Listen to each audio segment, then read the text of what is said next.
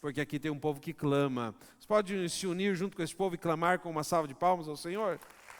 Obrigado a todos que participaram desse relógio de oração, foi benção. Pega a sua Bíblia, livro de Apocalipse, capítulo 5, versículo 1.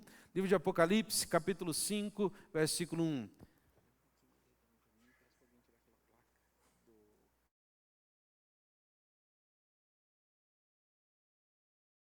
Deus é bom. Apocalipse capítulo 5, versículo 1.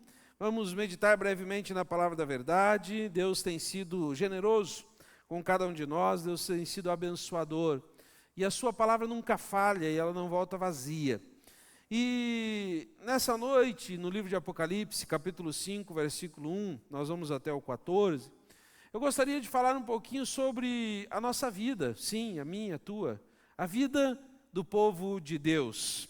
Livro de Apocalipse, capítulo 5, versículo 1 em diante, a Bíblia Sagrada nos diz assim: E vi na destra do que estava sentado sobre o trono, um livro escrito por dentro e por fora, selado com 7 selos. E vi um anjo forte, bradando com grande voz: Quem é digno de abrir o livro e desatar os seus selos? E ninguém no céu, nem na terra, nem debaixo da terra, podia abrir o livro, nem olhar para ele. E eu chorava muito, porque ninguém fora achado digno de abrir o livro, nem de ler, nem de olhar para ele.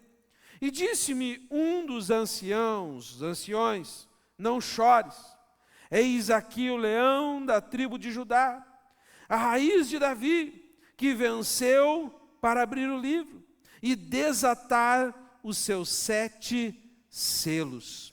E olhei, e eis que estava no meio do trono e dos 4 animais viventes, e entre os anciões um cordeiro. Diga assim comigo, igreja: um cordeiro, como havendo sido morto, e tinha 7 pontas, em algumas versões 7 chifres, e 7 olhos, em algumas versões 7 vistas, que são os 7 Espíritos de Deus enviados a toda a terra. E veio e tomou o livro da destra do que estava sentado no trono. E havendo tomado o livro, os 4 animais e os 24 anciões prostraram-se diante do cordeiro, tendo todos eles harpas e salvas de ouro cheias de incenso, que são as orações dos santos. E cantavam um novo cântico, dizendo: Digno és de tomar o livro e de abrir os seus selos, porque fostes morto, e com o teu sangue compraste para Deus homens de toda tribo, e língua, e povo, e nação. E para o nosso Deus os fizeste rei e sacerdote, e eles reinarão sobre a terra. E olhei, e ouvi a voz de muitos anjos ao redor do trono, e dos animais, e dos anciãos, e era o número deles milhões, e milhares de milhares, que com grande voz diziam: Digno é o Cordeiro. Diga comigo, igreja: digno é o Cordeiro, que foi morto, de receber o poder, e riquezas, e sabedoria, e força, e honra, e glória, e ações de graça. E ouvi a toda criatura que está no céu, e na terra, e debaixo da terra, e que está no mar, e todas as coisas que neles há, dizer ao que está assentado sobre o trono e ao Cordeiro sejam dadas ações de graças, e honra, e glória, e poder para todo o sempre. E os 4 animais diziam: Amém. E os 24 anciões prostravam-se e adoravam ao que vive para todo o sempre. Amém, irmãos? Diga assim comigo: Jesus está vivo. Tem alguém aí que tenha certeza que Ele está vivo? Diz amém. Feche os olhos e fale com Ele. Bondoso Deus, eterno e soberano Pai, nós estamos perante a Tua presença, E através do Espírito Santo de Deus, temos a oportunidade de falar através de Jesus com Deus. Nos ligamos ao Espírito Santo e quando estamos vinculados ao Cordeiro, podemos nos achegar até Deus. Papai, que nessa noite a nossa mente seja impactada pela Tua palavra, que nessa noite a Tua mente seja regada pelo Teu amor, e que nessa noite a mente deste povo seja fortalecida pela palavra que vem do Senhor. Em nome de Jesus, amém e amém. Irmãos, a palavra de Deus que nós lemos revela o trono, revela o Cordeiro Santo de Deus, revela aquele que morreu em favor de cada um de nós, pecadores, falhos, humanos, imperfeitos, mas salvos pela cruz de Cristo, ou, bem ponderamente dizendo, pelo Cordeiro de Deus. O Cordeiro que foi colocado como sacrifício vivo para cumprir-se a palavra de Deus, para que não houvesse quebra daquilo que Deus havia dito, feito, colocado em toda a história do Velho Testamento. Eu sei que o texto é longo, mas a palavra de Deus revela a sala do trono, o lugar onde os anciãos, os querubins, os serafins, os anjos, milhares e milhares de anjos estavam na visão de João. João viu um novo céu, uma nova terra, mas também viu a sala do trono, onde o Cordeiro estava como morto, onde o Cordeiro estava no meio da sala do trono como morto. Antes de ver o Cordeiro, ele enxerga outra coisa, ele enxerga o livro da vida. Antes de olhar para aquele que era o Cordeiro, ele enxerga outra coisa, ele enxerga o livro da vida.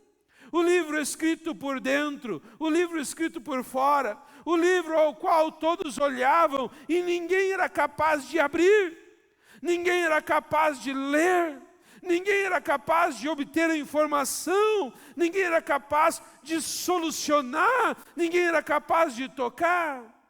E eu me vejo nessa noite na obrigação de dizer para vocês que os anjos são seres celestiais, muito maiores, melhores e poderosos que João, muito maiores, melhores e poderosos que nós.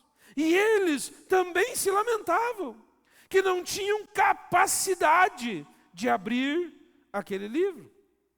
Quando nós voltamos no Velho Testamento, nós vemos que Jacó lutou com o anjo. Nós vemos que Jacó lutou com o anjo e prevaleceu. O anjo que lutou com Jacó deveria estar naquela sala do trono, incapaz de abrir aquele livro. Diz a palavra de Deus que quando Josué estava numa batalha, quando o povo de Israel estava numa batalha, quando Josafá, quando os reis estavam em batalha, eles clamavam ao som, e em uma das batalhas desceu um anjo do céu e fez um escarcéu da terra. Não ficou ninguém vivo, porque o anjo do céu desceu e derrotou milhares de um exército incontável. Esse anjo também estava naquela sala. Esse anjo também estava naquele lugar. E quando ele olhava para o livro, a força que derrubou milhares e milhares não era capaz de abrir aquele livro. Meus irmãos, quando nós olhamos para a Bíblia, nós vemos várias ocasiões de anjos, de arcanjos, de querubins, de serafins. Quando nós olhamos para o livro de Ezequiel, a visão de Ezequiel, que pondera um super anjo, se sim podemos dizer, que ninguém até hoje, nem com inteligência artificial, conseguiu desenhar de forma correta a visão dele, pois o que ele viu não tem como nós entendermos, é inefável, é incontável. Como é que aquele anjo, irmãos, nos pés 4 rodas, nos outros pés 4 rodas, nas mãos asas, nas pontas das asas olhos, coisas incríveis. Meu irmão, anjo do céu, se está no céu, estava na sala do trono, e mesmo com esse poder incrível, mesmo nesse tamanho incrível, quando olhava para aquele livro, ele via a incapacidade de abrir aquele livro. Agora, os teólogos de plantão piram, mas lá vai. Na sala do trono, tem a presença do Pai, do Filho e do Espírito Santo. Tem a presença de Deus, tem a presença do Espírito Santo e tem a presença do Cordeiro. Você já entendeu o que eu quis dizer? O que eu quero dizer para você nessa noite é que existe algo muito poderoso passeando neste lugar, querendo tocar na tua vida. E eu não estou falando de poder. E eu não estou falando de autoridade. E eu não estou falando de força. E eu não estou falando de capacidade. E eu não estou falando de ter razão. Eu não estou falando de beleza. Quando nós olhamos para o texto, nós vemos que existe um ponto.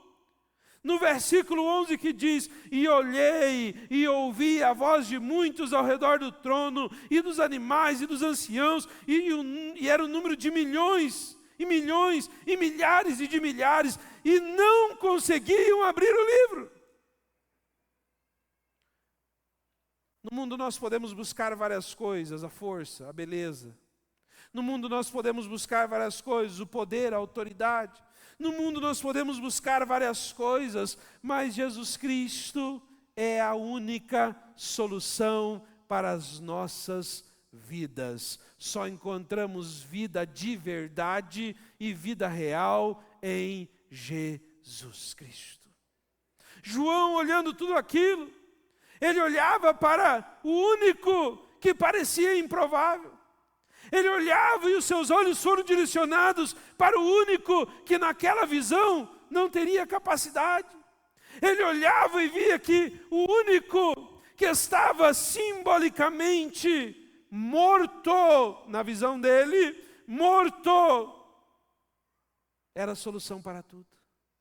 O Cordeiro era a solução para tudo. Aquele que era o Cordeiro dos 7 chifres, aquele que era o Cordeiro dos 7 Espíritos, aquele que era o Cordeiro que estava prostrado sobre o trono, um Cordeiro morto, que foi morto. Diz a palavra de Deus, que aquele improvável recebeu o poder, riqueza, sabedoria, força, honra, glória e ação de graças. E quando a palavra remete a isso, fala que ele passou pela morte. E aí, existe sobre nós um sangue dessa morte, da morte desse Cordeiro. Existe sobre mim, existe sobre você um sangue que clama, que chama e nos atrai. Porque tudo que João estava vendo levava os olhos dele a ser atraído ao Cordeiro. Ele diz: e vi o Cordeiro, e olhei ao Cordeiro, e o Cordeiro me levou os olhos até ele. E o Cordeiro que estava no meio da sala do trono, e ele observou bem o Cordeiro. Ele viu detalhes do Cordeiro. Ele descreveu o Cordeiro. Quando nós chegamos em Apocalipse capítulo 1, versículo 4 a 8, se puder pôr na tela, a gente vai acompanhando para ficar mais rápido. A palavra de Deus diz assim: João, as 7 igrejas que estão na Ásia, graça e paz seja convosco, da parte daquele que é, que era e que há de vir, e dos 7 Espíritos que estão diante do seu trono, e da parte de Jesus Cristo, que é a fiel testemunha. Diga comigo, igreja: fiel testemunha. O primogênito dos mortos, o príncipe dos reis da terra, aquele que nos ama e em seu sangue nos lavou de nossos pecados e nos fez rei e sacerdotes para Deus e seu Pai. A Ele a glória, o poder para todo sempre. Amém. Eis que vem com as nuvens e todo olho verá, até os mesmos que os transpassaram, e todas as tribos da terra se lamentarão sobre ele. Sim, amém. Eu sou o alfa, o ômega, o princípio e o fim, diz o Senhor, o que é, o que era e o que há de vir, o Todo-Poderoso. Neste texto nós vemos uma qualidade maior do Cordeiro. Neste texto nós vemos o porquê que o Cordeiro tinha o poder, conseguiu a grandeza, a riqueza, mas acima de tudo, a autoridade para abrir o livro que ninguém conseguia.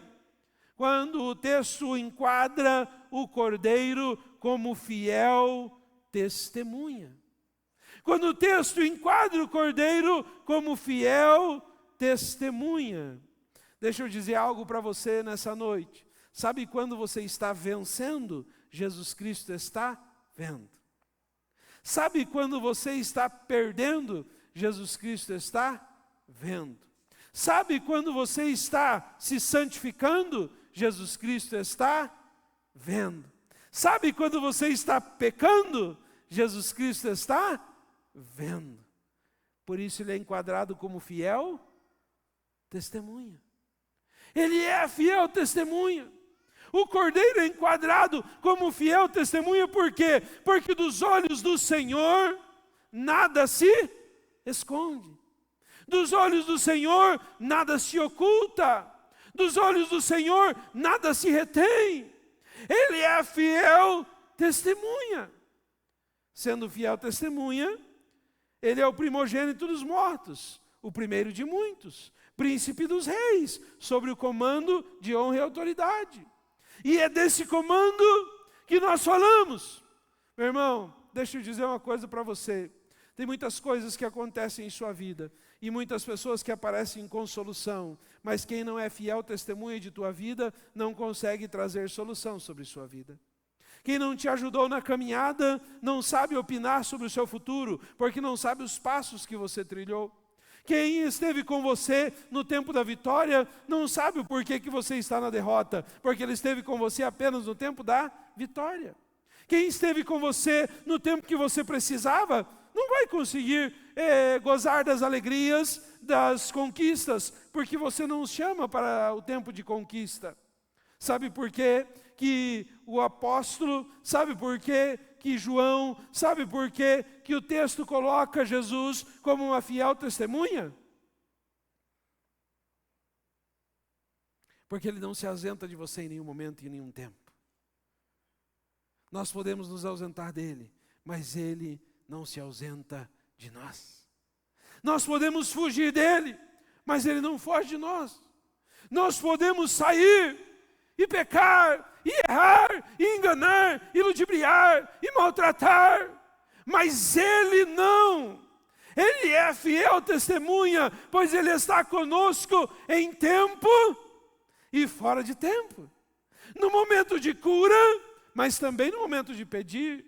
E aí quando nós olhamos para o versículo 7 diz, todo olho verá.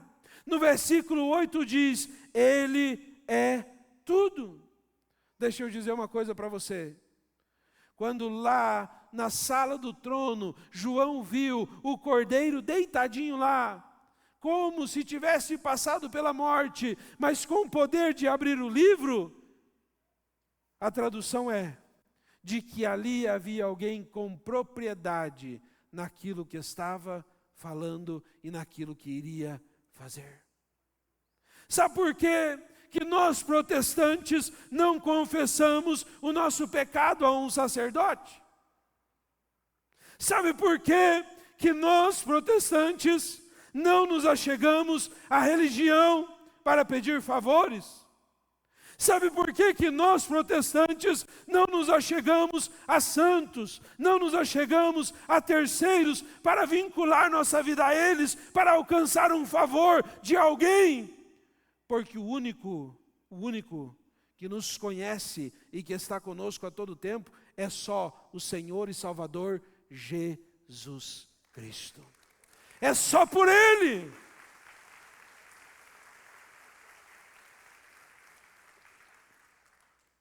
Então nós não temos opção. Uma hora ou outra da tua vida você vai ter que ver Jesus, porque Jesus te vê todo o tempo. Uma hora ou outra na tua vida você vai sentir a presença de Jesus, porque Ele está perto de ti. Uma hora ou outra na tua vida você vai sentir uma provisão de Jesus, porque Ele te conhece, Ele sabe quando agir, como agir e da forma de agir. E aí nós continuamos a leitura da palavra e vemos no livro de Apocalipse, capítulo 6, se puder pôr na tela, versículo 15.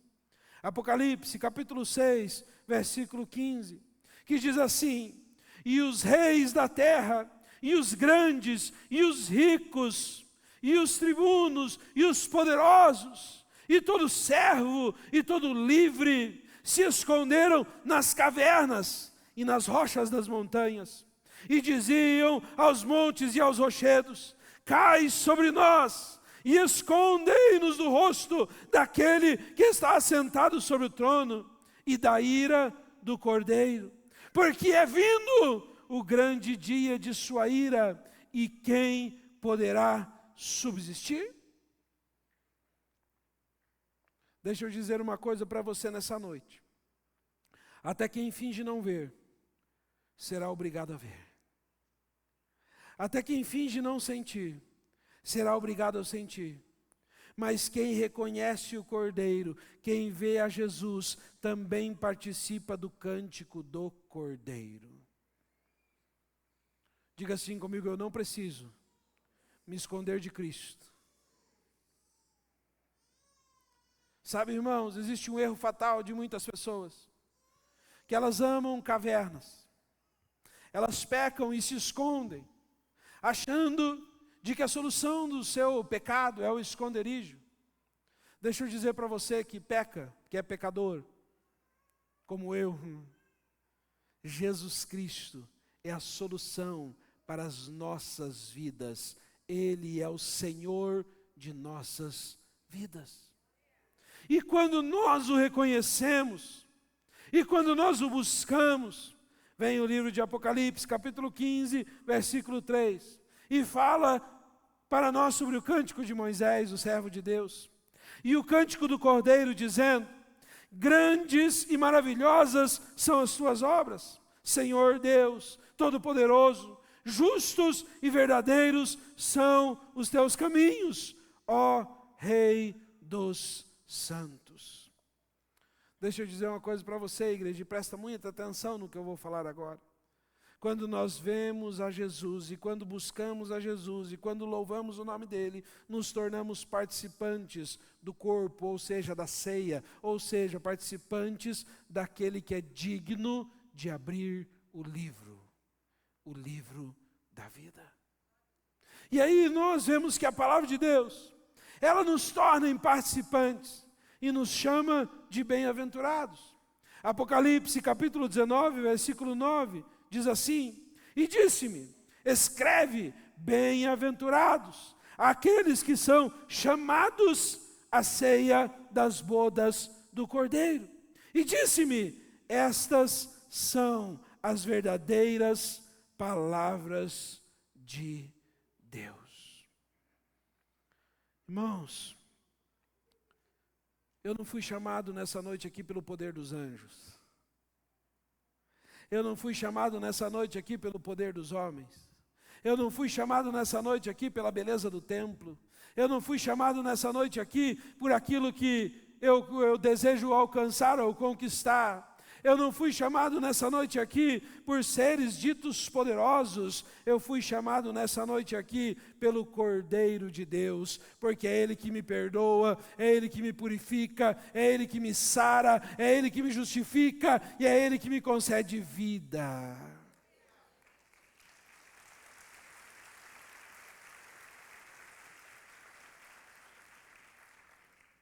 E aí vem o livro de Apocalipse, capítulo 21, versículo 9, E diz algo extraordinário. Vou ler aqui, o texto é longo, mas eu vou ler para que todo mundo acompanhe.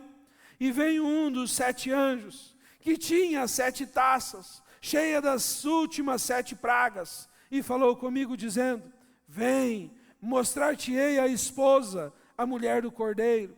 E levou-me em espírito a um grande e alto monte, e mostrou-me a grande cidade, a santa de Jerusalém, que Deus descia do céu, e tinha a glória de Deus. A sua luz era semelhante a uma pedra preciosíssima, como a pedra de jaspe, como cristal resplandecente, e tinha um grande e alto muro com 12 portas, e nas portas 12 anjos, e o nome deles escrito sobre elas, que são os nomes das 12 tribos de Israel. Da banda do levante tinha 3 portas, da banda do norte 3 portas, da banda do sul 3 portas, da banda do opoente 3 portas. E o muro da cidade tinha 12 fundamentos, e nele os nomes dos 12 apóstolos do Cordeiro. E aquele que falava comigo tinha uma cana de ouro para medir a cidade e as suas portas e o seu muro. E a cidade estava situada em quadrado, e o seu comprimento era tanto como a sua largura. E mediu a cidade com a cana até 12.000 estádios, e o seu comprimento, largura e altura eram iguais. E mediu o seu muro de 144 côvados, conforme a medida de homem, que é a de um anjo. E a fábrica do seu muro era de jaspe, e a cidade de ouro puro, semelhante a vidro puro. E os fundamentos do muro da cidade estavam adornados de toda a pedra preciosa. O primeiro fundamento era jaspe, o segundo zafira, o terceiro calcedônia e o quarto esmeralda. O quinto sardônia, o sexto sárdio, o sétimo crisófilo, o oitavo berlino, o nono topázio e o 10º crisopraso, e um 10º jacinto e o 12º ametista. E as 12 portas eram 12 pérolas. Cada uma das portas era uma pérola, e a praça da cidade de ouro puro, como vidro transparente. E nela não vi templo, porque o seu templo é o Senhor, o Deus Todo-Poderoso e o Cordeiro. E a cidade não necessita de sol nem de lua, para aqueles que nela resplandeçam, porque a glória de Deus a tem iluminado, e o Cordeiro é a sua lâmpada. Você parou para pensar na beleza? Você parou para pensar na beleza? Quantas pedras preciosas eu falei ali? Quanto ouro eu falei ali? Quanta coisa linda e maravilhosa eu falei ali? Quanta coisa estondiosa. Já imaginou essa visão? Já imaginou esta visão desse novo céu e dessa nova terra? Diz o versículo 24: e as nações andarão à sua luz, e os reis da terra trarão para ela a sua glória e a sua honra, e as suas portas não se fecharão de dia, porque ali não haverá noite.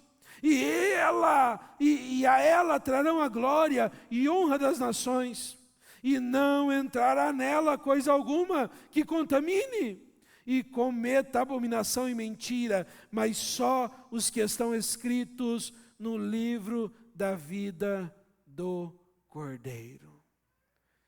O livro apareceu aí, no final, no acesso. O livro apareceu aí, no final, no acesso, como condição. Apareceu o livro da vida do Cordeiro, no final, no acesso, como condição. Sabemos, irmãos, ouça bem, sabemos quem fomos. Você sabe quem você já foi? Alguém aqui sofre de amnésia? Ou você sabe dos teus pecados? Ou você sabe quem você já foi? Ou você sabe o mal que você praticou? Sabemos quem somos, com certeza sabemos. Sabemos sim, quem nós somos. E também, ouça bem, e também sabemos no que estamos nos transformando. Sabemos. Sabemos no que estamos nos transformando. Se você está se transformando em coisas que te afastem do Cordeiro, ei, eu vim nessa noite dizer um alerta: a única forma de entrarmos na cidade, a única forma de entrarmos nas mansões, a única forma de entrarmos na Nova Jerusalém, não é pelo livro, é pelo Cordeiro. Não é pelo livro, é pelo Cordeiro. O seu nome pode estar escrito no livro da vida, mas é o Cordeiro que viabiliza a sua entrada. É o Cordeiro que ratifica a sua entrada. Pastor, como isso? Livro de Apocalipse, capítulo 22, versículo 1 em diante diz: e mostrou-me um rio puro da água da vida, claro como cristal, que procedia do trono de Deus e do Cordeiro. No meio de sua praça e de uma outra banda do rio, estava a árvore da vida, que produz 12 frutos, dando seu fruto de mês em mês. E as folhas da árvore são para a saúde das nações. E ali nunca mais haverá maldição contra alguém. E nela estará o trono de Deus e do Cordeiro, e os seus servos o servirão. E verão o seu rosto, e na sua testa estará o seu nome. E ali não haverá mais noite, e não necessitará de lâmpada, nem sol, nem de luz, porque o Senhor Deus os alumia, e reinarão para todo sempre. Amém. Deixa eu dizer uma coisa para toda a casa de oração a qual eu estou, pastor. Quando aceitamos Jesus, temos o nosso nome escrito no livro da vida. Diga assim comigo: quando aceitamos a Jesus, temos o nosso nome escrito no livro da vida. Então, se você não o fez, o faça o mais rápido possível. Aceite Jesus como seu único e suficiente Salvador, porque a única forma de ter o nome escrito no livro da vida é o aceitando como único e suficiente Salvador. Quando nós batizamos nas águas, quando nós descemos nas águas do batismo, nós nascemos para essa nova vida. Nascemos, novo nascimento. Nascemos para esse relacionamento. Nascemos para essa nova vida. Quando participamos da ceia, do banquete, nós anunciamos a morte do Senhor até que Ele venha. Tudo isso pelo quê? Cordeiro. Tudo isso movimentado pelo quê? Pelo Cordeiro. Nós precisamos reconhecer que nada neste mundo tem mais valor do que o Cordeiro. João viu o ouro, a prata, o jaspe, as esmeraldas, as pérolas, as preciosidades, e o que vinculava a nós termos acesso a tudo isso era o quê? O Cordeiro. Quem estava ali como nossa testemunha fiel, justa, era o Cordeiro. Se você deseja chegar ao trono, é necessário passar pela cruz. Porque na cruz se encontrou um dia o nosso Cordeiro, o nosso sacrifício. Quando nós olhamos para a cruz, nós vemos que ela é um ponto de partida. Ela é um ponto de partida para a glória celestial, que é o ponto de chegada. Quando olhamos para o Cordeiro, não existe como esquecermos da cruz. Sabe por que o Cordeiro estava no trono? Porque um dia esteve na cruz. Sabe por que o Cordeiro teve autoridade, poder?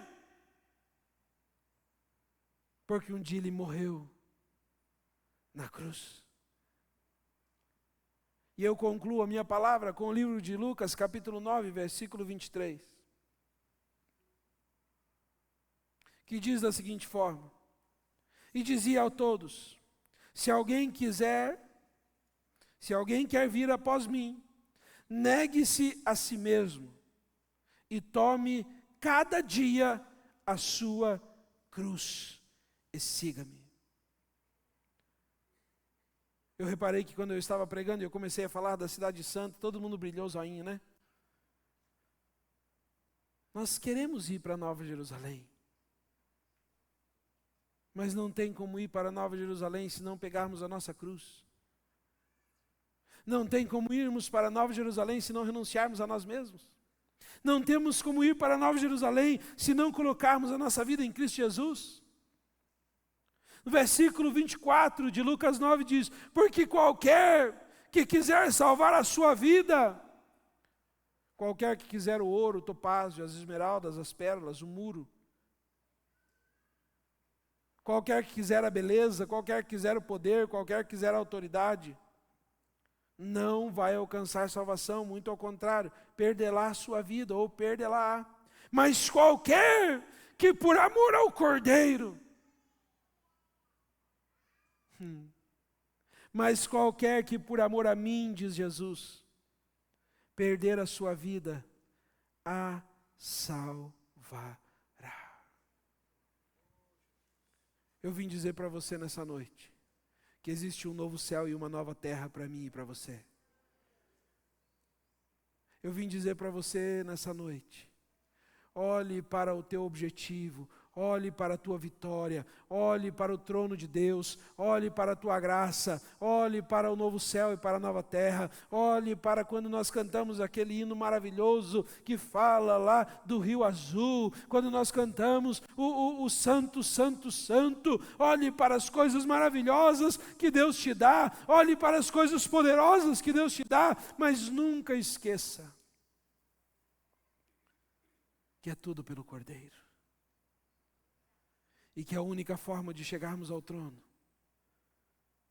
é passando pela cruz, é seguindo o Cordeiro. O Cordeiro de Deus está nessa noite, passando neste lugar, derramando sangue que nos purifica de todo pecado e nos traz vida.